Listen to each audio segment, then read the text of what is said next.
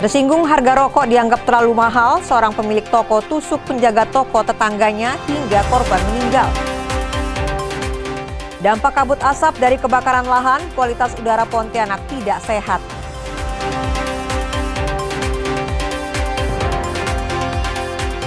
Ditabrak kapal tongkang muatan kayu, perbaikan fender jembatan Mahakam 1 capai 27 miliar rupiah. Jet ski jadi atraksi baru di Sungai Kapuas, Pontianak.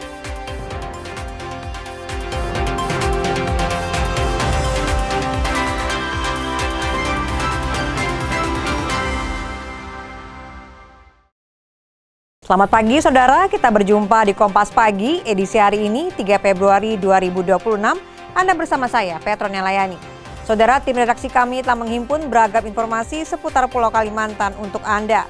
Sesaat lagi kita jelang Kompas Pagi selengkapnya di Kompas TV, independen, terpercaya.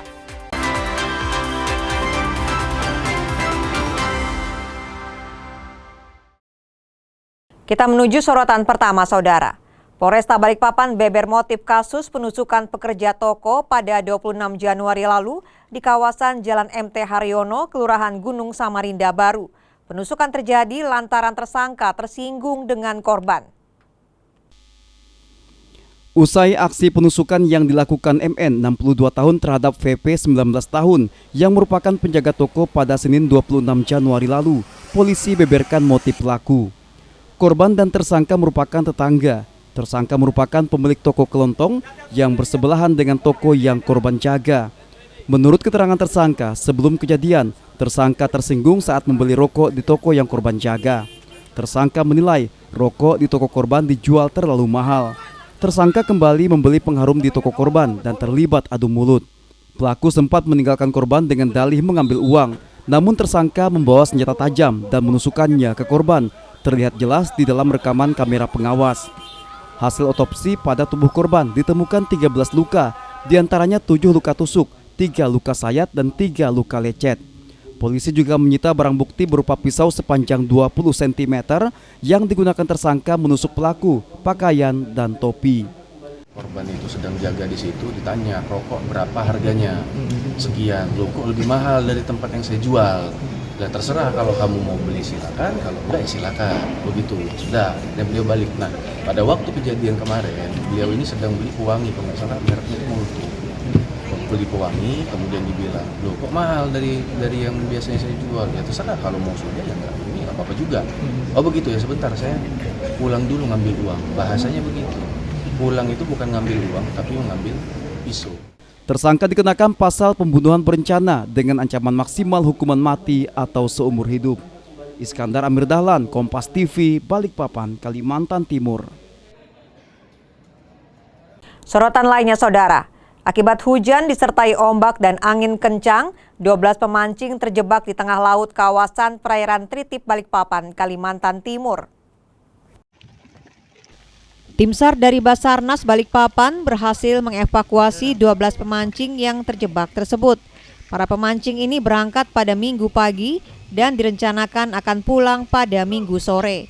Namun karena kondisi cuaca hujan disertai ombak besar dan angin, membuat mereka tidak bisa pulang hingga Senin dini hari. Tim SAR dari Basarnas Balikpapan lakukan pencarian sejak pukul 1 WITA dan ditemukan serta dievakuasi sekitar pukul 3 WITA. Para pemancing yang terjebak di Bagang ini semuanya selamat. Para korban di mana satu diantaranya anak berusia 4 tahun alami kedinginan setelah diguyur hujan. Satu tim rescue dari kantor SAR Balikpapan segera bergerak pada pukul 1.30 atau 15 menit setelah menerima informasi, dan alhamdulillah pada pukul 03.10 waktu Indonesia Tengah rombongan berhasil kami temukan dan segera kami evakuasi. Seluruh korban berhasil kami evakuasi dalam keadaan selamat dengan total jumlah 12 orang. Beralih ke sorotan soal kebakaran hutan dan lahan yang terjadi di wilayah Kota Pontianak dan sekitarnya, memicu munculnya kabut asap dan membuat kualitas udara tidak sehat. Masyarakat terutama kelompok rentan diimbau mengurangi aktivitas di luar rumah. Dari pantauan Dinas Lingkungan Hidup Kota Pontianak, indeks standar pencemaran udara atau ISPU berkisar antara 101 hingga 155 mikrogram per meter kubik. Angka ini menunjukkan secara umum kondisi udara rata-rata harian berkategori sedang, yakni di bawah angka 100 mikrometer. Karena itu masyarakat terutama kelompok rentan seperti lansia, ibu hamil, dan anak-anak diimbau mengurangi aktivitas di luar rumah. Dari jam 7.30 sampai jam 3 subuh, ya itu kondisi masih tidak sehat, tapi langsung turun. Nah, kok biasanya tidak turun-turun sampai pagi itu.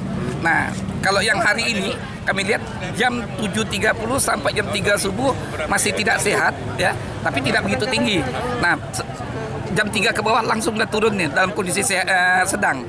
Nah, jadi saya ingin katakan kondisi kualitas udara Kota Pontianak semakin membaik. Sementara itu, Badan Penanggulangan Bencana Daerah Kota Pontianak berharap warga aktif melapor jika menemukan lahan terbakar agar tidak meluas dan sampai ke permukiman warga. Mohon kerjasamanya untuk masyarakat, terutama ketua RT atau RW setempat, itu untuk cepat segera melaporkan ke BPBD atau melalui lurah dan camatnya. Nanti kita akan segera tangani gitu. Jangan sampai sudah dekat atau apa, walaupun sudah masih berbentuk asap lah gitu. Cepat kasih tahu. Pertanggal 30 Januari 2026, Dinas Pendidikan dan Kebudayaan Kota Pontianak juga telah menyampaikan surat pemberitahuan kepada seluruh kepala SD dan SMP meminta sekolah mengurangi aktivitas di luar ruangan termasuk kegiatan ekstrakurikuler. Satuan pendidikan dimulai dari kepala sekolah, guru dan siswa diimbau memakai masker. Orang tua juga diingatkan memperhatikan anak agar tidak keluar rumah pada malam hari. Dion Setiawan, Kompas TV, Pontianak, Kalimantan Barat. Saudara Wali Kota Pontianak minta masyarakat waspada serta tidak melakukan pembakaran lahan karena berpotensi memicu kebakaran hutan dan lahan. Jika ditemukan kesengajaan, pelaku akan diberikan sanksi tegas. Wali Kota menyebut pemerintah kota telah menyiagakan tim khusus di lokasi rawan karhutla untuk berjaga sekaligus berpatroli agar api tidak menyebar. Saat ini status karhutla secara keseluruhan masih berstatus siaga. Sebelumnya, sebuah lahan di Jalan Parit Haji Husin II sempat diduga dibakar, tetapi pelaku belum ditemukan. Saya mengimbau kepada masyarakat untuk tidak membakar lahan di saat sekarang ini, karena rentan terhadap meluasnya kebakaran yang diharapkan tidak terkendali karena kan kita lahan gambut. Nah, bagi masyarakat juga untuk waspada. Bagi yang rentan terhadap ISPA ini sebaiknya tidak melakukan aktivitas yang sering di luar, outdoor. Sementara itu, meski beberapa hari terakhir hujan dengan intensitas ringan hingga lebat mulai mengguyur sejumlah wilayah Kalimantan Barat, namun menurut Pusat Pengendalian Operasi Penanggulangan Bencana Kalimantan Barat, kebakaran di lahan gambut belum sepenuhnya padam. Sesuai data Pusdalops PB Provinsi Kalbar, hingga pukul 00 Minggu malam, daerah yang masih terdampak kebakaran hutan dan lahan seperti Sambas, Singkawang, Mempawah, Sanggau, Kayong Utara, dan Ketapang. Lahan gambut yang terbakar sampai saat ini masih berasap. Perlu kerjasama semua pihak dalam penanggulangannya agar karhutla tidak semakin meluas. Koordinator Harian Pusdalops PB Provinsi Kalbar, Daniel bilang, saat ini ada 3 kabupaten yang sudah berstatus siaga karhutla, yaitu Kuburaya, Ketapang, dan Sambas. Sedangkan tingkat provinsi masih dalam proses penetapan status siaga agar penanganan karhutla lebih terorganisir. Nah, kondisi sampai tadi malam di daerah ini masih berasap. Karena memang memadamkan api di lahan gambut itu tidak bisa dilakukan satu kali operasi.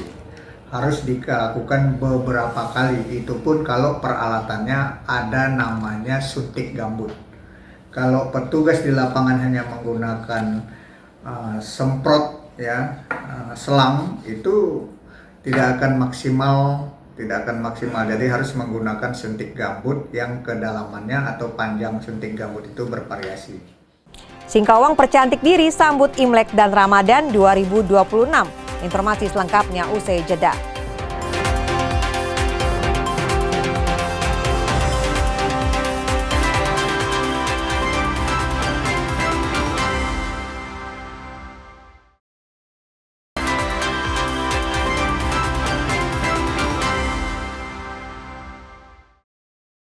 Saudara, Anda kembali bersama kami di Kompas Pagi.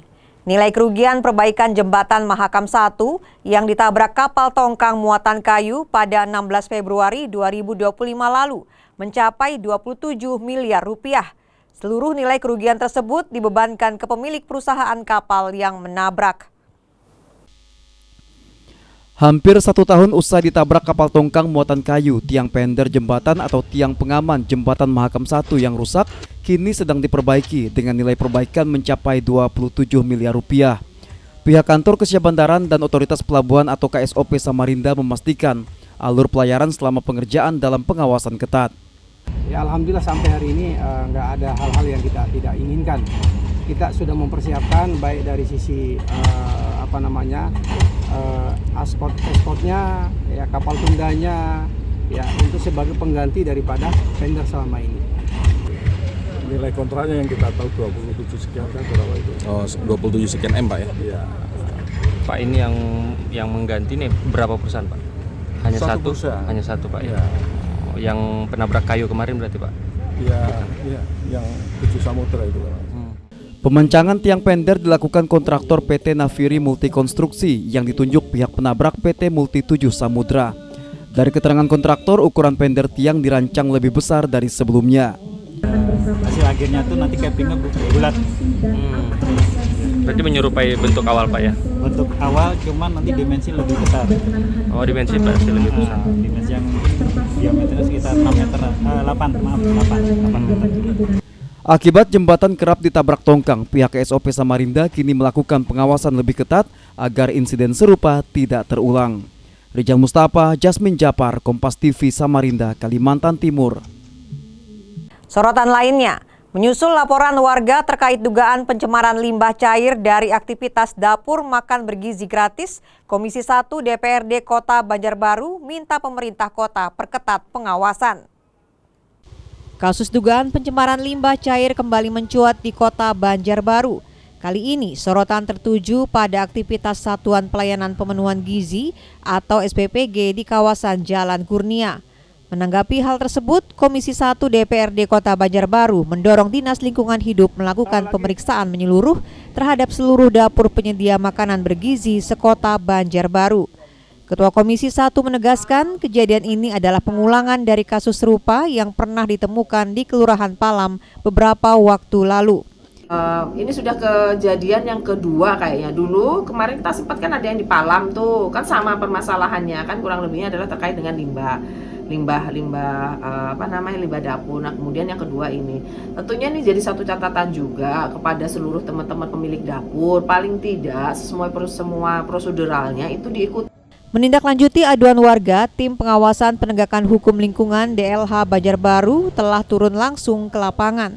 Dari hasil pemeriksaan, terungkap bahwa dapur tersebut belum memiliki instalasi pengolahan air limbah atau IPAL yang memadai. Akibatnya, air bekas cucian peralatan masak yang mengandung lemak dan sisa makanan langsung dibuang ke selokan umum. Hasilnya itu boleh dibuang ke selokan. Nah, permasalahan yang MBG tadi itu tidak ada IPAL yang memadai. Nah, bisa dibilang tuh bypass dari pencucian prank langsung lari ke selokan. Nah, tadi pemiliknya datang dan mereka mengakui. Meski ditemukan pelanggaran, pihak pengelola dapur dinilai kooperatif dan berkomitmen untuk segera membangun konstruksi IPAL serta melengkapi dokumen lingkungan yang diperlukan. DPRD menegaskan standarisasi pengelolaan limbah wajib dipenuhi sebagai syarat utama operasional dapur penyedia program MBG. Nabila Sefa, Kompas TV, Banjarbaru, Kalimantan Selatan. Beralih ke informasi selanjutnya, Saudara. Sambut Ramadan 2026, Polresta Banjarmasin menggelar operasi keselamatan Intan. Digelar selama 2 pekan, operasi ini diharapkan tingkatkan kesadaran berlalu lintas dan tekan angka kecelakaan di jalan raya.